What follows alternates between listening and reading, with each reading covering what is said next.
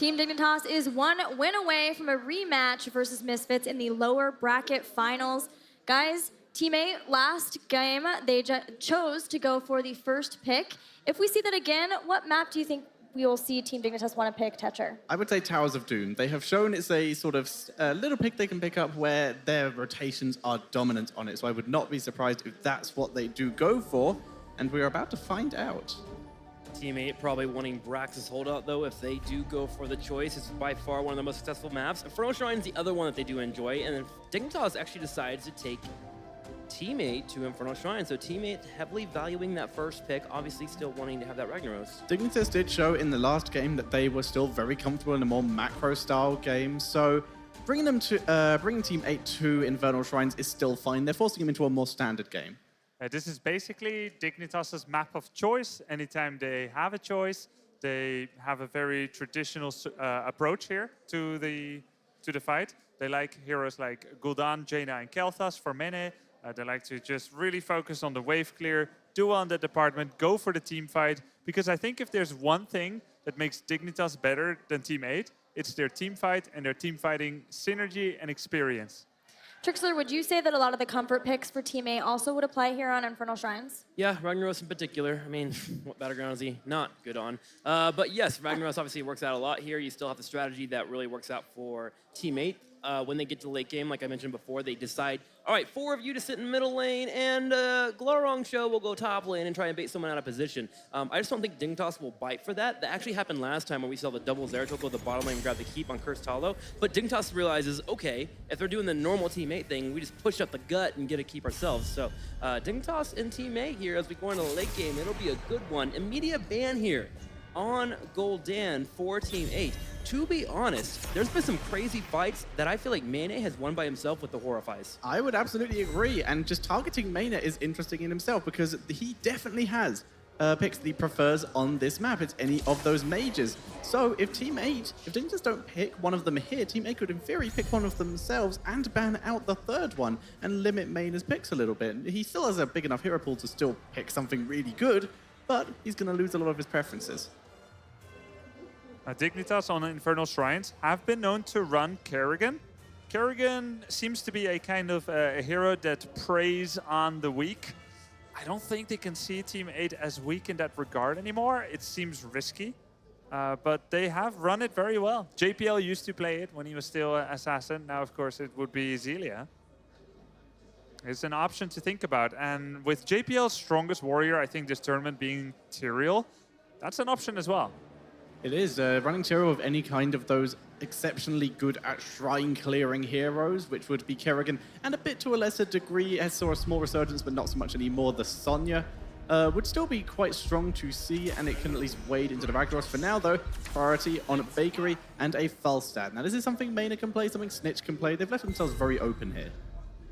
Yes, they have. Over to Team 8. So this is not the usual Dignitas approach for Infernal Shrines. Against Misfits in the second game, they went for a Kerrigan Gul'dan composition. And against Team 8 in the first match between them, they went for a Zarya composition with Kharazim. Double support, very 5 versus 5 focused. And Falstad kind of breaks away from that. Yeah, I think they're just prioritizing Falstad a little bit more than normal because of what we've mentioned about the Team 8 in the late game. So it makes sense for them to grab that Falstad and not allow for it to slip on through. Team 8 on the left side now has a chance to grab their picks. I actually want to see Varian here instead of ETC. Although we've had some insane mosh pits, we've also seen some pretty strong play from Justing on the Varian. Get some isolation, get some lockdown setup. You're going to need it, especially around that shrine phase. Diablo's also another option. Here we go. There's Tychus, and we have Rhaegar picked up first for Team 8. Yep, we were just approaching a ban phase, so banning out the support that Buds may have wanted could have been a nice move by Dignitas, but Team 8 not letting it happen. Now, Team 8, they do still have options for heroes for Glaurung, for example, so maybe Dignitas would want to ban out the Zeratul to prevent that lovely Wombo combo and the potential for picking up Malfurion from the backline. Now in Team 8 versus Nomia on Infernal Shrines, they ran Ragnaros, Rhaegar, Gul'dan, and then Dahaka and Varian. It could look like that a little bit here. Instead of Gul'dan, they have Tychus, and then with the double warrior, that would settle Varian and also the hero choice here for Glaurung in Dahaka. It will also match Falstad's split soak a little bit with the Haka. Okay, there's a Jaina ban. I was going to say, I think Yeah. Zeratul or Jaina had to get banned out for teammate because Dignitas had the full EU option of going into Zeratul and Jaina, and Zelia can run Zeratul, and of course there's this guy named Mane. He kind of likes Jaina a little bit. But he's good at mages. Yep. Yeah. He's We haven't kind of mentioned alright. that yet. We This have could be a Kel'Thas game then. Yes, this is what I'm thinking at the moment. Like we said, he can play Falstad if he really needs to. Right. But giving that to Snitch would be fine. We could see Zelia on a Zeratul single tank game and have them run the Kael'thas and just get that huge burst damage after a VP if they can get the root from Malfurion underneath it. It's also perfectly fine to follow up a Void Prison with an empowered Gravity Lapse, get 3 Yeah. people in that long-term stun, follow it up with a Burned Flesh Flame Strike, empowered with Convection stacks. Very powerful here. And there has been target banning against Mene. It's the 2 favorite mages for him here.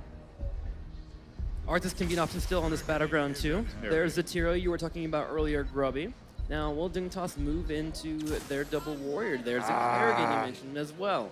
Wow, they Okay. do go for it. It's a bold move. So now it is the question of whether Snitch is going to be the one playing the Falstad or whether Mena will be, because Zelia will be playing that Kerrigan and the Tyrael can be played by JPL. Team 8 now, they need some kind of counter-engage because Tyker's Grenade is probably not going to be enough. Yeah, the Medivh ban was very smart Yes, if it you're was. planning Kerrigan. Zarya is an option here to mitigate some of her burst damage. I really don't know what else you would go. Medivh and Tassadar are gone. The final shielder would be Tyrael and Zarya. Well, they just go for their double tank lineup here, and it is scary choosing the Diablo over the Varian, which does offer them a bit more shrine clear, so that could work out in their favor, especially if they can force Kerrigan off of it. Diablo also gives them a little bit of control of Kerrigan after he gets some souls built up. It's actually very hard to do a combo into blowing up a Diablo, so you can still have the engage afterwards, and then you have Dahaka go in for the rotation. So I like Diablo here a little bit more than Varian, just based on the full robustness that he brings in. But with Varian being brought up, Dignitas, what do you go for? I think you need a little bit more damage overall, so I'm thinking, could we have Kael'thas? It's either Li Ming or Kel'Thas here. Yeah. Anything else would be such a huge surprise. These 2 heroes are both comfortable. Kel'Thas is more traditional on this map because he just does more wave clear. But Li Ming capitalizes on combos and tries to just snowball the fight. When I last spoke to Dignitas yesterday, I spoke to Mena from one side, was just going from one side to the other when they were getting ready for a game, and Mena literally asked me Chinese whisper style to go to JPL and ask him to play Kael'thas, and he finally got his wish. Kael'thas locked in. This is an old favorite for Mana. He used to run it all the time, and he's been wanting to run it for a while. The problem is they feel like Jaina's a bit stronger in the meta that we've had for the last couple of patches. So now Mana gets his KT back, and he better have an outstanding performance because you know he wants to let his teammates know, give me KT more often. It's very important here that Buds from Team 8 has proper Rhaegar control. He can get zoned by Holy Ground, he can get comboed by Kerrigan, and there's nobody that's going to save him. There is nothing that can peel for him except maybe an Apocalypse, but Sanctification removes that. There are no extra shields. The biggest responsibility of the tournament so far for Buds to keep his team alive. And for the rest, they have a very cool comp, lots of frontline, lots of damage. With elimination now on the line for Team 8. Grubby, we'll start with you. Your predictions. Can Team 8 get the win in this game, or will Dignitas get a 3-0? In both Game 1, Gilly, and in Game 2, Team 8 has impressed me. They have surpassed what I thought was possible with their heroes and with their draft. I'm not going to underestimate them again. Even though they're down 0-2, they could have won either one of those other 2. I'm going to go with them for this particular map. I disagree. I feel like in the late game, Dignitas has shown time and time again that they know how to close out games, and they have the heroes they excel at here. I feel like they're going to walk away with a 3-0. I agree with Trick. I think that giving Mena Kael'thas is going to be exciting, and it can give them the motivation they need to win. And like you said, you're all on comfort heroes, which can wombo together perfectly. Well, I'm rooting for more games casted by Dreadnought and Kaldor, so I'm rooting for Team 8 in this one, and we are ready for game number 3. So we head over to the casting desk. Never have I seen an assassin being so happy when his heroes are banned out. Finally, we see Mena back on the Kael'thas in the 3rd game here between Team 8 and Team Dignitas. Yeah, and the excitement on his face, the minute that the Jaina ban came out was just ridiculous there in the middle of the draft. And we've known he's wanted Kael'thas for some time. I mean, Mene has he kind of brought it back to the meta, right? Like after the rework on the KT, there was a couple of nerfs, specifically going onto the Gravity Crush, and then after that, Many was like, no, it's still really good. And Shrines was the place we saw it the most there.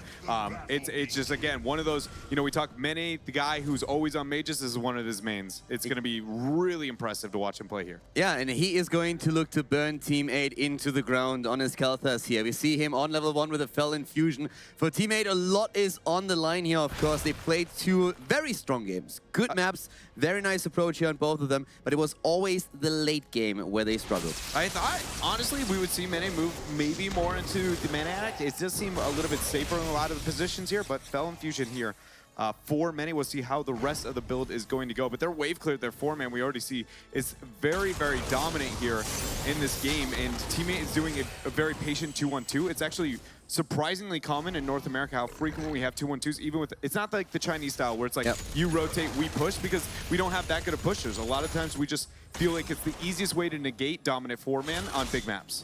On the other hand, we have Europe playing it very traditional with a false setup at the top lane. 4-man rotation between mid and top, but of course there's always the danger of a Karrigan making a quick rotation to try and get the kill on the solo lane. And that's actually what's happening as we're seeing an A moving towards a double lane in the mid and top. We have Zelia at that top lane, and a big gank takes down Ragnaros. I mean, they didn't even need all their CC. I'm pretty sure Mene just stacked his Gravity Labs on top of his root. Any combo hits, the follow-up here from the composition of Dignitas, you can say bye to that hero, especially if it's going to be Rhaegar. And we know, after watching the very first game, with the Horrifies, Mene's focus on the Buds. Buds here is going to have to be on point. And at this point, for me personally, I have to say, we've been talking about the Kalthas, but it is so nostalgic to see Mane on the hero. It is the hero that brought him into the esports scene in Heroes of the Storm. He was a friend of LoL back then in Team Liquid and Fnatic, and LoL actually brought him over from World of Warcraft. And the first hero that Mane played that we really excelled at, that we've seen him on in esports, was Kalthas, and he was a brutal, and he's really happy to play it here. But is that strong enough to take Team 8 down? Because they are on their last chance to make it into the next round, and they will fight for every inch here to make that happen. Yeah, and I mean, we already know it's the Karrigan effect here when it comes to the Shrine. So let's look at some of the other things going to be happening here. The Falstad, the Haka are in the 1v1, so it's just going to be a pretty even trade here. It's just what happens when the actual Punisher itself spawns. Honestly, Dig doesn't have necessarily the greatest siege. They've always got the Karrigan kill comp, but outside of that, they don't have that big of a, they don't have the Sylve to open up the map as fast as possible. It looks like we're going to make it to the late game in this game because neither team can really push it. In worst case, Rag's got the Molten Core. Exactly, and Rag will have to use that pretty soon already. First Punisher moving in, Falstad at the top lane, the Haka with a counter soak, trying to gain the experience here for Team 8 as Dignitas moves into that bot lane. Ragnaros immediately on point here with the Molten Core, trying to force them back as they're working on Punisher number 1. One thing that's interesting here for Justin, they're on the Diablo when it comes to his build at 4, going from the shadows. Very common to get the better initiations, but I thought, the combo after the Punisher is going to hit 3 Prismat on a retreat. Will he make it out? No, he won't. Buds will. But just the follow-up there. We know that the Karrigan and the Punisher, I can't believe, honestly, Teammate even gave him that opportunity. That leap onto one target, Zelia there with the 3-man combo. Incredible value for Dignitas. Considering that we have a Ragnaros in the game, I did not see this coming. It really looked like with a Molten Core, Team 8 would be able to defend this easily. But then, as you said, the follow-up as the Punisher goes in for the stun. Zelia sees the opportunity, jumps in, takes them down. And of course, they have the follow-up here. They have Mena, and they have the rest of the team, even the Malfurion with the roots. They can lock them down, take them apart, and that's 3 kills against 0. And I feel like that combo alone, not even looking at if anything happens here with Prismaticism, is going to snowball this game out of control for Dig. Purely based on they already have dominant Shrine control, but then having the KT there with his 7, being able to get that burn flesh onto the opponent. So we're talking about a triple melee comp. It's going to gain insane value there for Mene. Exactly, but Zelia is in a little bit of trouble. He's trying to get out. Diablo's there, controlling the Karrigan. And this is the first kill for Team 8, showing signs of life here. They are down already 1 level, but they're trying to start that comeback. It's not going to be easy on Infernal Shrines, but as long as they can fight on even talent levels, maybe for the next objective, they still have an opportunity. Yeah, it's just, again, the poke in Shrine control, teammate can't side soak, right? Falstad matches the Dahaka. Then the Shrine's up. Kerrigan is going to be able to win on that. After 10, she's going to have the Peel coming up from Twilight and also the Sanctification. And the entire time, you're 3 melee walking in trying to be like, well, how do I dodge all these frame strikes? It's just the Shrine and then the counter Shrine answers like split pushing just don't work with this draft on the side of teammate that heavily. They needed to be even up until 10. And the fact that this is an entire level, I can't find a situation where teammate can come back. I think that Dig will close out this game very quickly now. I feel like the only way for teammate to really bring it back is a very decisive strike against Team Dignitas. And this is not quite what I was talking about there. Ragnaros doesn't die, but it's exactly the opposite that we need to see. We need to see Diablo finding a target, going for it, and then with the help of the Haka, isolating it, taking it down. That's what they're looking for at this point. Can they make it happen? That's the big question. And unfortunately for them, we have level 10 hitting for Dignitas as the Shrine is active. Here's the Team 8. They will have to give this up. There is no way they're going to fight for this successfully. The worst part is the defense after this, right? Is the 10's now just going to be locked in. The fact that even anybody on the side of Team 8 is questioning whether or not they want to mess with the Shrine is very confusing because you can't even defend the Punisher, right? It's always difficult to defend it into Dig's comp, but then this is a free forward. Now you're looking at, do we have 10 by the time it gets to our keep? I'm going to guess probably not, which then means Sanctification, dive over the wall with Kerrigan. Dignitas has a very high chance of moving to a keep with this Punisher. This is scary as hell. Like, that early game was definitely not what they were hoping for with this. No way. Mortar Punisher on the way right now. Level 10. They're trying to soak the Haka at the bottom. Tigers was middle, is moving top right now. Dignitas moves in at the top lane. And Team 8 is doing the only sensible thing. They're moving back, sacrificing the fort, waiting for the level 10 and saying, like, guys, if we try to defend here, we will die. Yeah, and Snitch not being able to zone Yoda there in the mid lane, and with the Haka soak, we will see teammate get 10 before, we see the threat over the keep. So there is a moment of a counter engage here, and we see it right there. Diablo just goes in. Yeah, Justin is actually going very deep here, trying to force them past the Punisher. Gloran came in from behind, and Yoda with a Tiger's flank against Mane. They're going for him, and Kel'Thas is down indeed. They're not out of it just yet. The Ancestral does not hit on Tigers, and he dies. And teammates not done here. They're trying to chase down. Bakery's going to drop the root. A cleanse comes out. Gloran doesn't have the mobility here, I think, to catch up to the drag.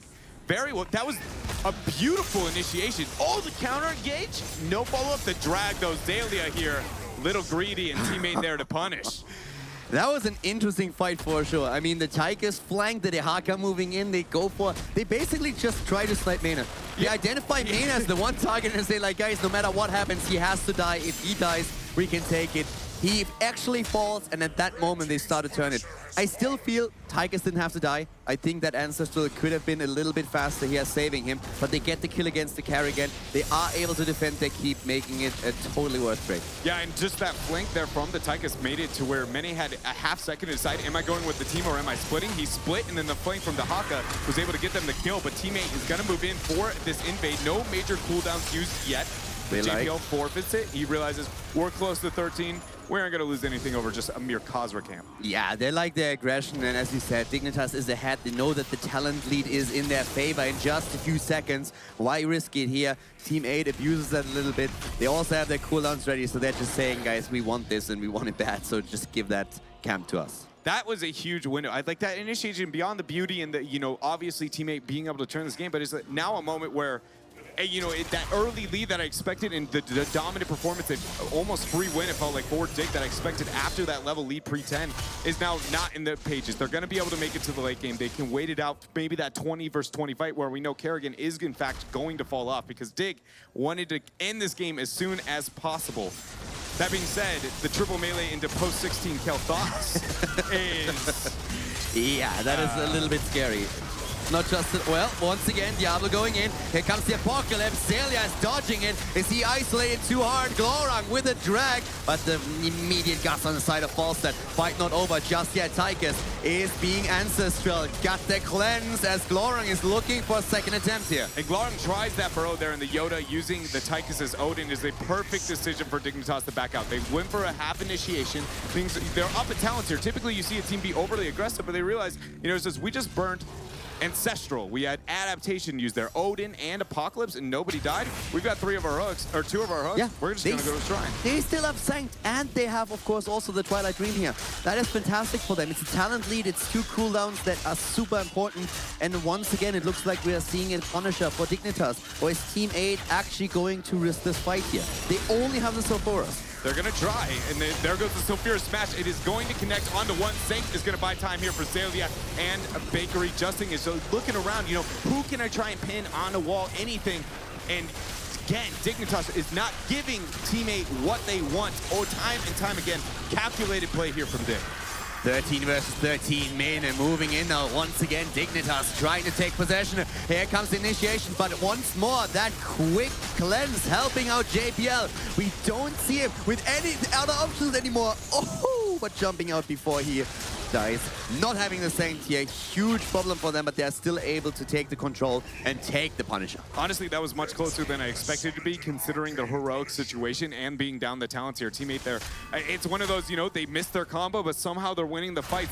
This team really seems to kind of change how it seems like Heroes of the Storm is supposed to work. The thing is, Team 8 is looking good, but at the end of the day, results matter. And in that category, they are currently falling behind, and they are falling behind fast. Dignitas is once again moving in.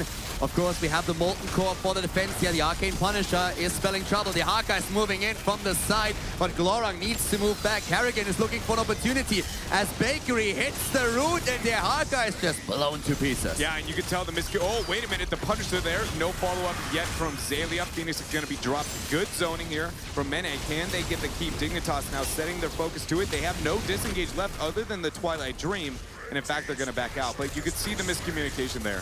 They jump in again, they try to get the kill here. Diablo is immediately being locked down by Kel'Thas. There's the Apocalypse, it is too late. Double kill against them now. There's the triple, taking down the Ragnaros. Dignitas still has the Mighty Gust, and now, of course, they have an open channel to take down the keep here, nearly locking down the Tychus as he's able to retreat. Yeah, and right as I thought they were going to back out, you know, we see the overextension there, and Zalia is able to set up his team once more. The raw CC on the side of Team Dignitas, typically we see the Warrior is the one who's going to initiate those team fights, but with it just being Tyrael, it's so dependent on the rest of the composition. What do you think Team 8 can do to come back into this? Is there still a chance that they can make those plays? They are 2 levels behind right now, and they have to soak them until the next Shrine is up, but what exactly are they looking for here? It's got to be a lot of the flank. You know, the last thing you want to do is fight over a Shrine, which seems weird considering, you know, you have Diablo, which normally that's where he's going to thrive, but the Haka struggles in that department. I think it's going to be when Glorang goes for that flank onto Mene and draw that pressure, there has to be equal pressure elsewhere, right? That's what I was trying to refer to earlier before Zalia decides to just turn and body Team 8, was the fact that Glorang went in for the flank, but Odin was used and nobody's moving forward. Everybody's concerned about this Punisher, and obviously Glorang's like, can we fight, can we fight, can we fight? And the rest of the team didn't feel, I obviously agree with the choice, which is uncharacteristic of a teammate. It seems like that, you know, that go button that never stops, it's, you know, nobody has on the same page. They're great with that. Usually if they go in, they die together or they win together. That's exactly what they're known for. In this case, it did not work out. Dignitas is now trying to capitalize on that talent advantage. They are trying to really play to that strength. Once again, we see the movement though. Team 8 is willing to fight here. Here comes the Sanct as Tyrael needs to get out and is in a lot of trouble. And once again, Glorang isolated here. Great Mighty Gust, but here comes the Apocalypse, locking them down for a moment as Diablo goes in, and it's the kill against Malfurion. Team 8 is a talent down and they make it happen. Beautiful flank there coming out from Glorang. And more importantly, Bakery didn't drop the Ice Block out of respect for the APOC. He thought he was going to get out of position. That led to Dahaka being able to solo him. And now Team 8 is back in this game as they're going to be able to pick up the 16 talents here. And they're going, of course, for the Shrine, but Tychus! Oh, God. Yeah. Huge mistake. Great pickup for Dignitas. That all of a sudden changes the entire dynamic of the situation. Yeah, you walk down an alleyway in the wrong neighborhood there, Yoda, and good job from Dignitas being there to punish them. And one of the coolest things about that last team fight that I want to note is Diablo trying to take advantage that Holy Ground creates territory as the stun. The minute that Tyrael moved in, he was like, well, screw your Holy Ground, I'm going to stun you against it. And that started what was a winning initiation up until Yoda got caught there. Yeah, up to the top lane on the other hand, it's all about the Punisher. We have Malfurion back, and that means that Team 8 has to back off for a moment. They need to wait for Tychus, opening up a window for Dignitas to get even in the count on minions here. This is going to be really tricky. We have a delay tactic here with the Molten Core. Ragnaros is trying to buy some time. There's already a little bit of pressure down to the bot lane at the core of Team 8, but Tychus needs to move top. They need to go for this one right now. Yeah, they are all inning over this shrine, and Dahaka is going to be the first to move in. Glorn, good zoning there from Mene with that Phoenix.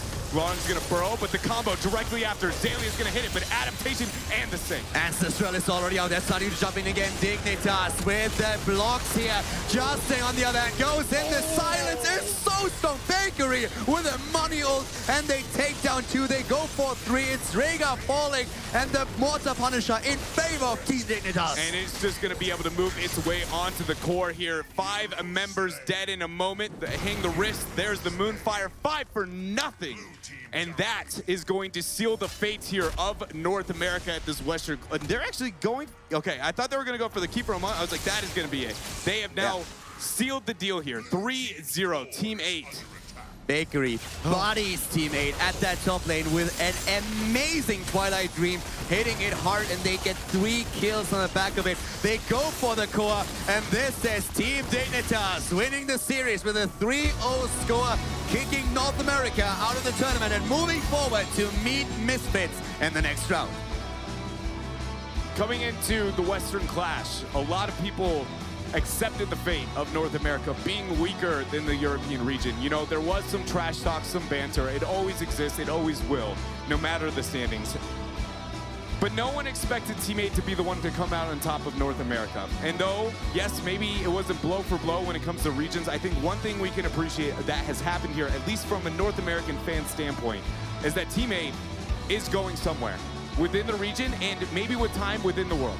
I have to ask you this. After what we saw yesterday with EU versus North America and a devastating score of 10-1, it is a 3-0, but does the way that Team 8 presented themselves here give you some hope? Yeah. Yesterday was a crush for North America. Like, Fnatic's shutout was just ludicrous over Timberstorm. But now, I think that this brings hope for North America, Team 8, and what they've been able to make happen. And I think going to the second part of HGC North America, Team 8 is our #1 seed. Yeah, they have played an amazing tournament here. They showed very close games. The squad doesn't really reflect that. It doesn't reflect how well they played here. And I'm sure that our analysts have to actually say a little bit more about not only Team 8, but also, of course, Dignitas. Let's throw it over and let's see what the guys and girls have to say. Yes, thank you very much. Wisnich on the stage. Congrats, a 3-0 win. How different a performance was that, though, from yesterday? In both matches yesterday, Bakery told us that you weren't really comfortable, things weren't really clicking. What was the difference today? I think the main thing is that I feel better, first of all. It's a lot easier to focus when we're all able to give our 100%, as opposed to yesterday, where it felt like I wasn't giving as much as I could have been. So, yeah, I think we were just a lot more focused today. We're a lot more ready to play, and I think it showed. How much of a threat were Team 8 to you in this series? I have a lot of respect for Team 8, actually. I have a lot of respect for Glaurung and the rest of the players, because they very much come from this, nowhere to go into this amazing team, potentially the best in America. So we definitely respect them a lot, and they came with some really creative drafts today, but they weren't managed to quite pull it together. But the games were very close, and it was a great series. What was the difference for you between the two teams in specific fights? Because it seemed like at times they were willing to take these very risky, kind of high reward but high risk battles that you guys won. Was that the difference, or was there something else? Yeah, I mean, I think that was part of it. Glaurung kind of reminds me of Quack a little bit, where he's a very creative shot caller at times, and he does very unique things and makes a lot of interesting plays with his team. So I think, yeah, we just kind of edged out in these high-risk scenarios they tried to take, but it could have gone the other way if they'd been, played it out a little bit better. So it's tough to say, really. Okay, Misfits next. Obviously, you know them well. Played them plenty of times over the years. Bakery said to us a couple of days ago, you guys are probably at 65%, maybe 70% on a good day. Has that changed at all? Has it gone up over the last couple of days here of competition? I mean, I think it's hard. We're still kind of, we're a new roster. That excuse keeps coming, but I mean, it's true. Misfits and Fnatic are very established, but I don't think there's any reason that we can't take them out today, and potentially even Fnatic if we play our 100% A game. I think the series will be good, and yeah, I'm looking forward to playing them again and giving them a better match, because yesterday wasn't really fair to them or to us. Yeah, I mean, that's the thing, isn't it? I don't want to harp on about it too much, but I know that you all felt, as you came off the stage against Misfits yesterday, that there was a sense of, not injustice, but there was a sense that you didn't fulfill the things that you should have done against them and felt like 3-0 wasn't representative of the scoreline. Yeah, definitely. I think today will probably be a much closer series. I think we're ready to give them some really great games and try and show that, you know, we can definitely be a contender for the victory of this tournament. All right, well, good stuff. Thanks very much, Snitch. Dignitas survive. They make it 3 out of 3 for Europe here at the Western Clash. Was it ever in doubt? Let's find out with Gilly and the desk. Team 8 and Team Dignitas both showing a lot of growth throughout this event, as well as through the HGC so far, but Team Dignitas in the end able to show their growth a little bit more. Grubby, what did you think about that last game? It was a great game. First of all, Ziliad played amazing. He's the newest member on Team Dignitas, but he's meshed well with them already. And I just wasn't sure if Kerrigan was going to work out for them. But I think besides a few mistakes, he played really solid. Another point, Bakery's Malfurion. Twilight Dreams, super on point.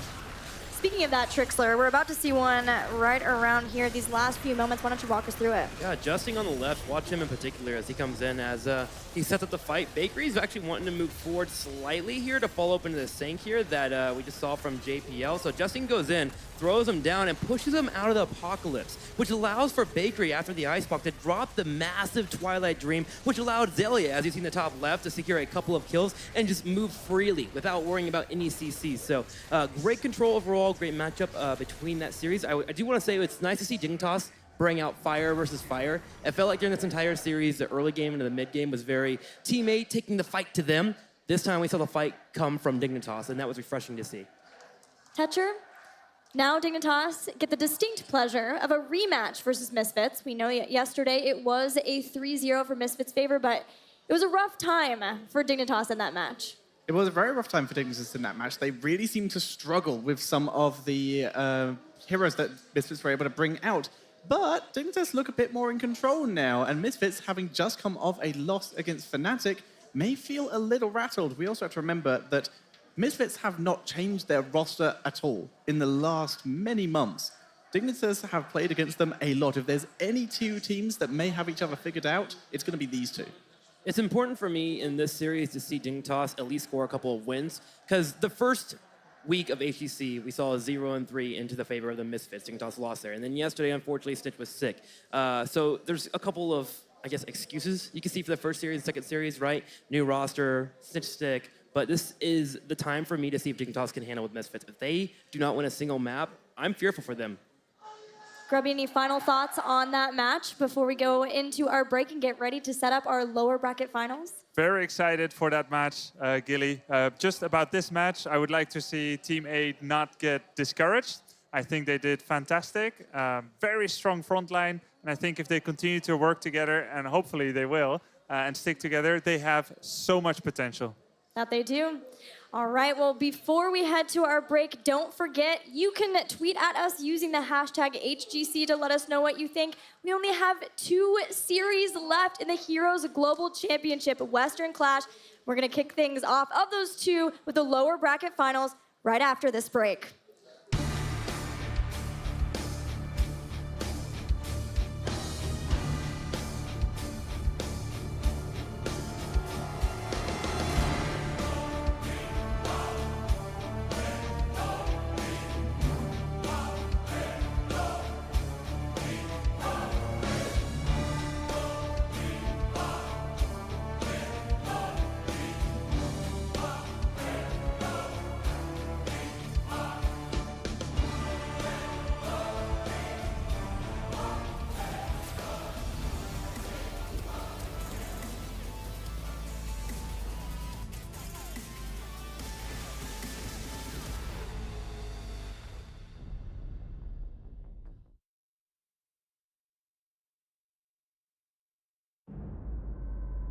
In the beginning.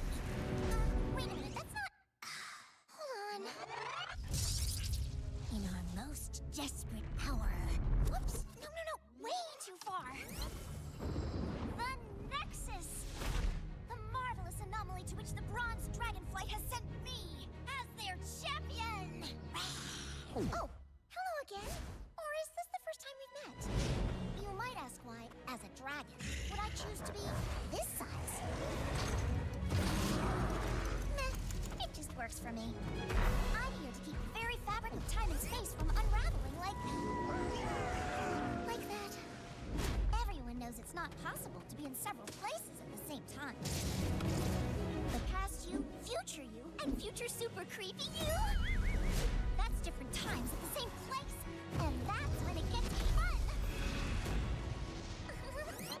Don't worry, that's gonna get nerfed. Let's review. Through all time and space, there's more power hidden in the smallest things than you will ever know.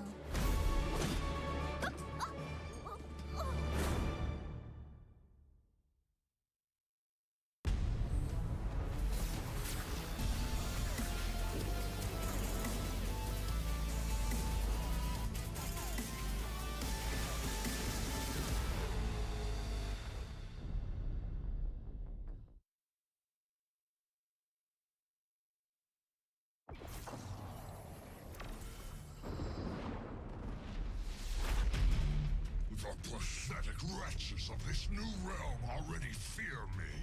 They should.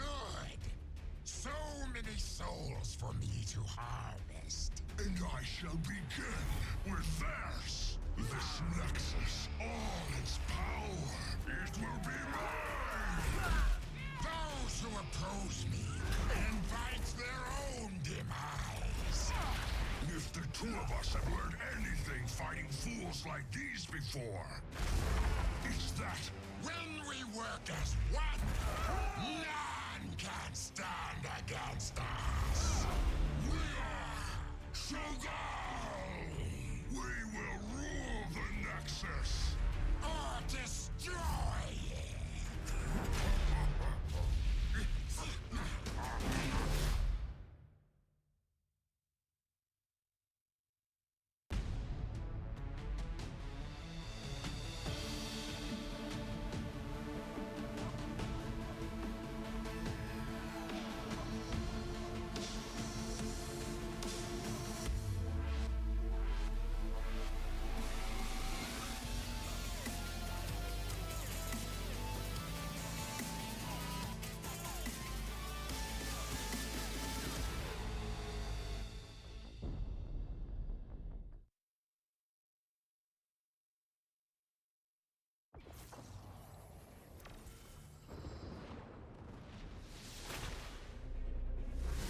Experience has taught the Protoss that when we do not fight together, we die alone. But we shall not see defeat this day.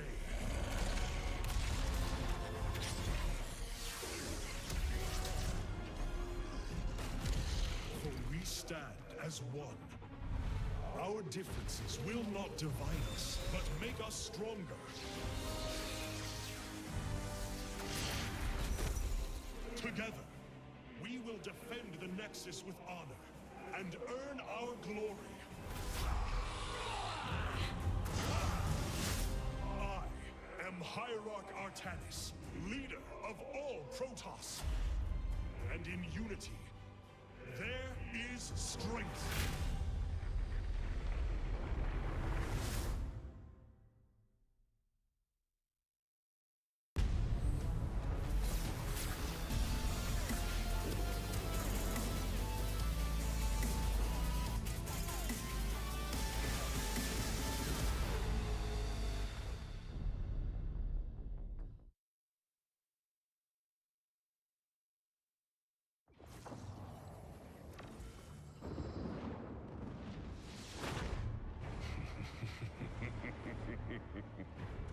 These fools were warned of my coming.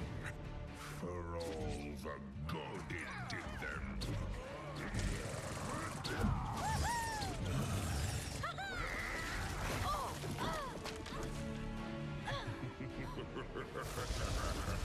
Kuldan! You will not destroy the Nexus! Destroy it.